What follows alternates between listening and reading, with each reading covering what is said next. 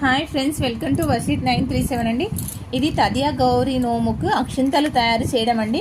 మేమైతే ఇలా చేసుకుంటాము. అక్షంతలలో ఒక్క నూక లేకుండా అన్ని బియ్యంని క్లీన్ చేసుకుంటామండి. అన్నీ ఏరుతాము. అక్షంతలలో ఒక్క నూక కూడా లేకుండా, విరిగిన ముక్కలు ఏమీ లేకుండా చక్కగా చూసుకొని ఇలా చేసిన తర్వాత ఇది అన్ని 16 రకాల ఆకులు కలిసి రసం తీస్తామండి. ఆ రసాన్ని ఇందులో కలుపుకుంటాము. ఇందులో ఏమేమి ఉన్నాయంటే ముఖ్యంగా గౌరీదేవికి ఇష్టమైన పువ్వులండి. పువ్వులు అన్నీ ఇష్టమే. అందులో ముఖ్యంగా అయితే గుమ్మడి పువ్వు శ్రేష్టం అంటారు కదండి గౌరీదేవికి.